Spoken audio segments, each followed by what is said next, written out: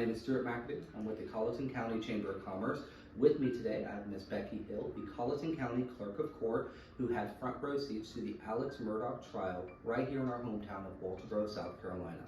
She is currently writing a book called Behind the Doors of Justice, which takes us backstage to the unfortunate, horrific murders of Maggie Murdaugh as well as Paul Murdaugh. This book is tentatively going to be released August 1st on her website, again, behindthedoorsofjustice.com. And she's also going to be very soon releasing an audible version of that book as well. And I just want to give a little shout out to her lovely grandbabies right here in the picture as well. Thank you, Stuart. It's a pleasure to be with you. So today is June 7th, 2023. And first I would like to begin with, I want to start out with taking today and being reverent with what happened 2 years ago today with the Murdaugh family, and my sincere condolences that go out to them with the murders of Maggie and Paul. And we just want to hold this day in respect for them and honor that. But the book that we're promoting and that will be released today, as far as getting the word out there, will be Behind the Doors of Justice. And if you go to the internet and you type in www.behindthedoorsofjustice.com, you will find a website where you can order the books, the hardback copy and the paperback copy for now.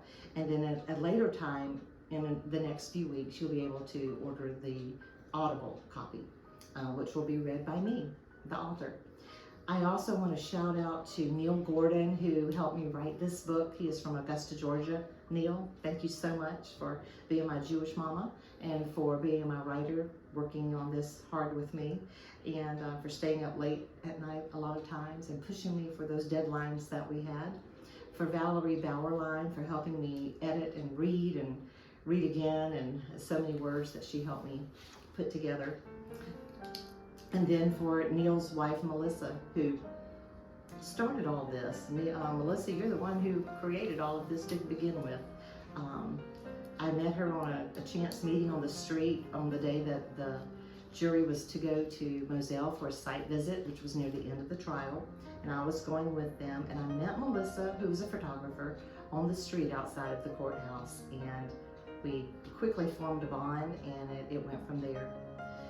But back to the book, it started with a passion of mine. I've always wanted to be a writer. I would find myself being 7, 8, 9 years old.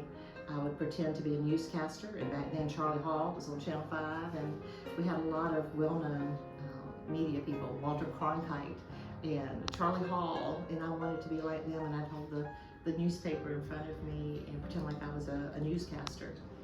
But I always read growing up. You'd find me in the library. I was very quiet, very studious, and now this dream has come to fruition, and I found myself writing this book. When I first found out that the trial would be coming to Colleton, there was a seed that was planted, and it just grew and grew and grew. And so Behind the Doors of Justice is what we want to show readers what happened behind the doors during the trial. There's so many things that affected day-to-day activities, that affected the attorneys, that affected us in the clerk's office, the city, the county, the law enforcement. There's so many areas that we have so much to tell.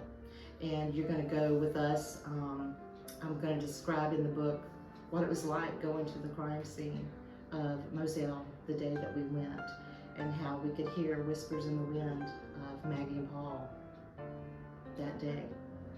And then we have things that happen with the jury. We all know about the eggs, but do we really know about the eggs and the woman who wanted to take her eggs back with her home when she was released from the jury? There's a lot going on with that.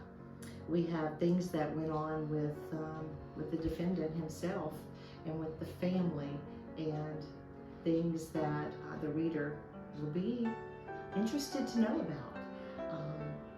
I also found out in doing the research for this book that my grandfather, back in the 50s, was arrested for, along with my grandmother and my uncle, for having a moonshine liquor still. Just in 2 counties, I've heard. But he was working with Buster Murdaugh and the liquor still conspiracy. and he was arrested. He was not indicted, but he was arrested along with my grandmother and my uncle. And I have newspaper reports of that that came out. So I found out a good bit about our connection with the Murdaughs and how my family and theirs was intertwined. So we have a lot in this book. It's going to be a great book to read, a lot of pictures that have never been seen before. And I encourage you to go ahead and get your book. We're offering it online from behindthedoorsofjustice.com. You'll find it there. You can order it there. And then you can order it through Amazon probably starting July 1st. So go get your book, bring it to me, and we're going to have some book signings here around Walterboro and in surrounding towns throughout South Carolina. And I'll be glad to sign your book and give you an autographed copy. Thank you. Well, thank you for telling us the story about your book and how it came to be. Those books there's going to be two versions. You've got the hard copy, which is $35.99 on her website. It's going to be autographed. We will be releasing dates in the future where you can come in and do the offer and get your book signed. And there's also going to be a paperback version for $19.99 as well. We are going to be posting this video up on Facebook, and we will be doing a raffle for anybody who likes our video. We'll choose one lucky winner to get a signed autographed edition that is going to be hardback. So make sure you like this video, share it with your friends, and leave a comment for this video. Thank you.